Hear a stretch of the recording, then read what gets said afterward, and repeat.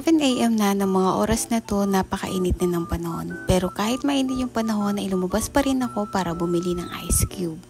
Kasi pinangako ko sa mga anak ko na gagawan ko sila ng mango shake ngayong araw.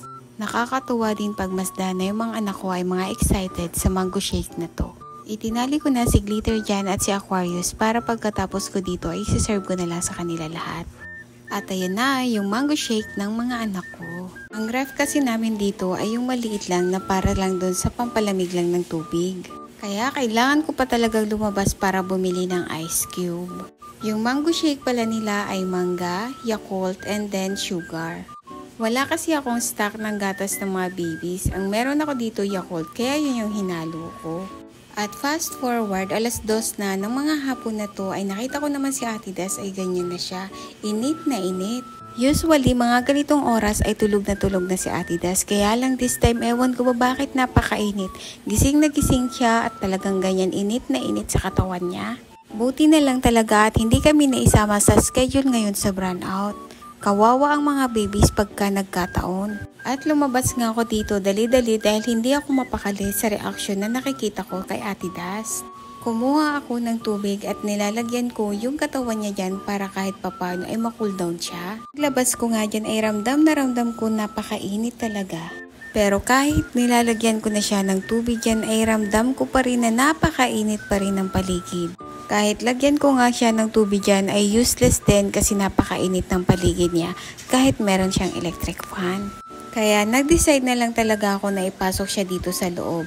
Kaya wala pala yung mga babies dyan kasi nakatali silang 4. Kasi dito sa loob kahit papano ay malamig dito. Alam kong hindi siya komportable dito sa loob at hindi siya sanay dito pero ito yung magandang gawin para maiwasan natin yung heat stroke.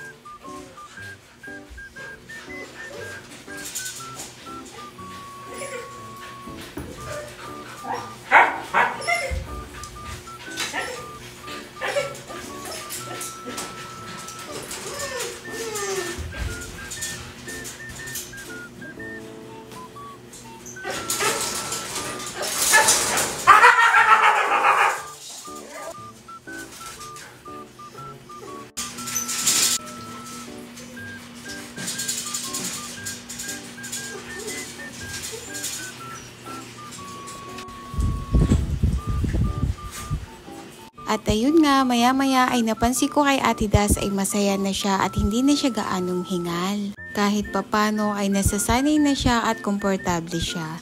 Grabe nga yung pagkamis ng dalawang boys natin kay Ate Das. Glitter, ano yung mga paamoy-amoy mo na yan? Kumalma ka, napakainit ng panahon.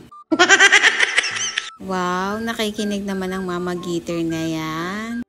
At ayan, medyo kalma na ang ating mga babies dahil tapos na at nakakapagpahinga na, ilang minuto na din ang nakakalipas bago makapasok si Ate Das. Ang cute ng mga reaksyon ng mga babies na to. At ayan, binigyan ko na din ng tubig dyan si Ate Das para kahit papano ay makakainom siya ng tubig. At eto namang si Axel Phone ay naglalambing dyan dahil gusto din daw niya ng tubig. Natutuwa ako na pagmasdan si Ate Das dyan dahil masaya siya. So ayun lamang po, maraming salamat sa inyong panunood at lagi po natin iingatan ang ating mga babies para maiwasan ng heat stroke.